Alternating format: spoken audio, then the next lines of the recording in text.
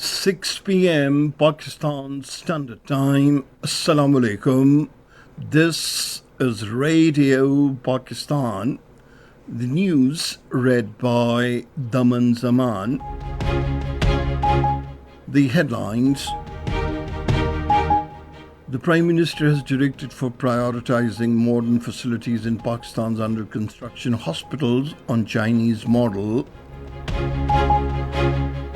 The President has urged the global community to stand with Pakistan in combating the destructive impact of climate change. The Pakistan Army, Civil Administration and other departments are continuing relief operations in the flood-affected areas of South Punjab.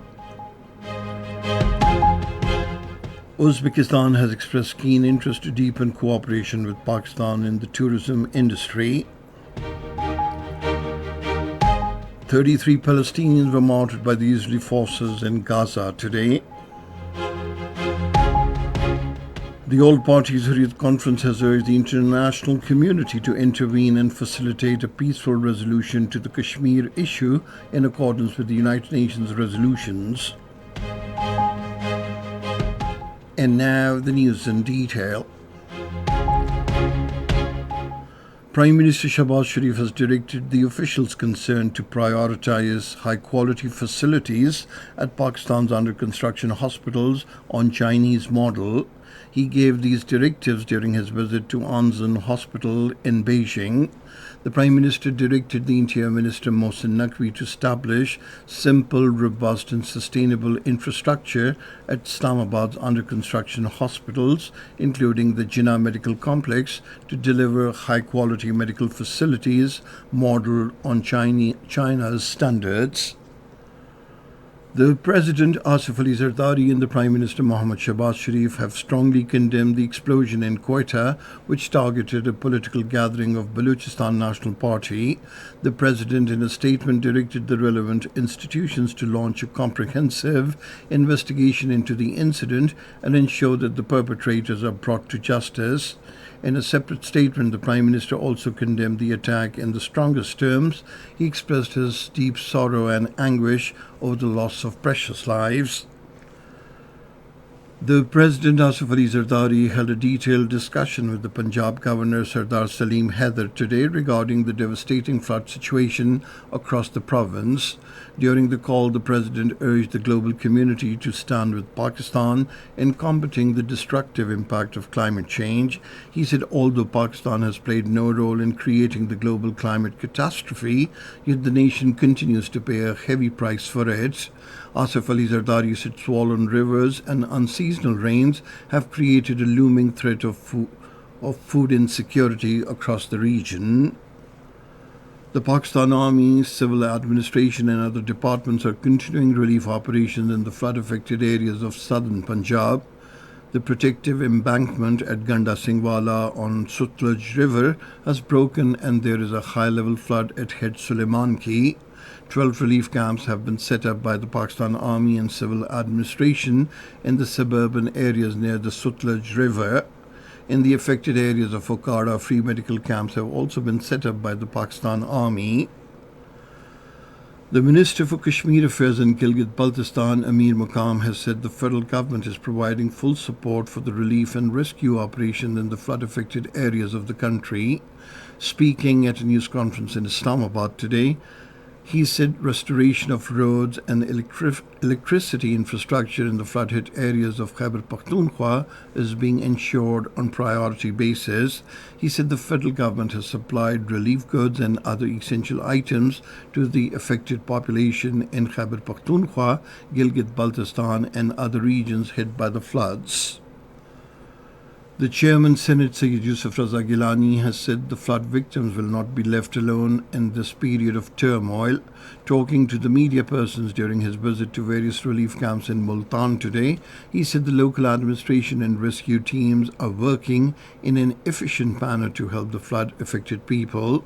To a question, Sayyid Yusuf Raza Gilani said decision to breach any embankments, spur or road to minimize the flood pressure on certain areas could only be made on the direction of technical experts. King Salman Humanitarian Aid and Relief Center has begun distributing emergency relief to families severely affected by the floods in Khyber Pakhtunkhwa. The aid is being delivered across the hardest hit districts, including Buner, Swat, Shangla, Batagram, Mansehra, Dir Upper, Dir Lower, Swabi, and other affected areas. The ambassador of Uzbekistan to Pakistan, Ali Sher Tokhtayev, has said his country is ready to deepen cooperation with Pakistan in all areas of tourism, industry, and cultural exchanges. He was addressing the opening of the Uzbekistan Tourism and Cultural Show, Uzbekistan, the Pearl of the Silk Road, in Islamabad today. He invited Pakistani tour operators, investors, and businessmen to partner with Uzbekistan in developing joint travel packages, hospitality projects, and cultural events. The envoys at Islamabad and Tashkent can make Central and South Asia one of the interconnected and most attractive tourism regions in the world. This is Radio Pakistan giving you the news. The Minister for Education, Khalid Maqbool Siddiqui, says provision of quality education for students and comprehensive training for teachers are among the government's top priorities. He was speaking during a meeting with UNESCO chief in Pakistan, Fawad Pashayev, who called on him in Islamabad today. The minister expressed his gratitude to UNESCO for its continued support and collaboration with the Ministry of Education, particularly regarding initiatives to promote girls' education in Pakistan. The Khyber Pakhtunkhwa government handed over 35 trucks loaded with humanitarian aid to Afghanistan for the earthquake-affected families at Torkham border today.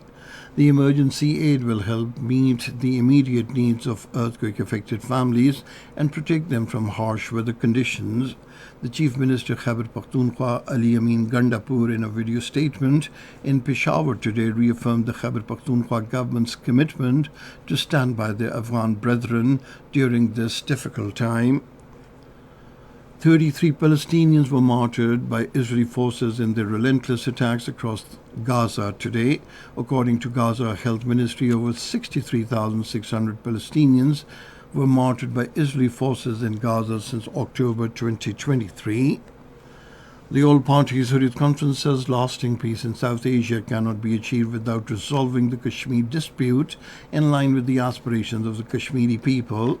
In a statement, APHC spokesman Advocate Abdur Rashid Minhas emphasized that Kashmir remains a disputed territory under illegal Indian occupation. He affirmed that the Kashmiri people will continue the struggle for inalienable right to self-determination as promised under the United Nations resolutions. The statement condemned the Indian government's continued policy of might and illegal detention of Hurriyat leaders and activists and accused the Modi-led BJP government of using illegal and crude tactics to suppress the Kashmiri sentiments and the stand on Kashmir dispute. The All Parties Hurriyat Conference has urged the international community and the United Nations to intervene and facilitate a peaceful resolution to the Kashmir issue in accordance with the international law and the United Nations resolutions. Russia and the United States are in the process of coordinating the next round of bilateral talks amid the ongoing tensions over the conflict in Ukraine. According to the Russian Foreign Ministry spokeswoman Maria Zakharova, prospects for diplomatic progress remain uncertain as Kiev and its allies reject the possibility of compromise on settling the conflict in Ukraine. Thailand's acting government has moved to dissolve the parliament for new elections. Thailand's acting Prime Minister Phumtham Vichayachai has submitted a petition to the King of Thailand. A power vacuum has consumed Thailand's top office since Friday, when Prime Minister Vitongtan Shinawatra was ousted by the Constitutional Court over an ethics breach. And now cricket. In the T20 International Tri-Series, Pakistan will take on the United Arab Emirates at Sharjah tomorrow. The match will start at 8 in the evening. And finally, the weather report. Widespread rain, wind and thunder showers with scattered heavy falls are expected in northeast Punjab, Potawar region, Upper Khyber Pakhtunkhwa and Kashmir during the next 12 hours. Rain, wind and thunder showers are also expected at isolated places in Gilgit-Baltistan during the period. Hot and humid weather is likely to prevail in other parts of the country. And that is the end of this news bulletin. For more news and analyses, log on to our website, radio.gov.pk, and you can also watch the live video streaming of our bulletins on the link facebook.com/Radio Pakistan News Official.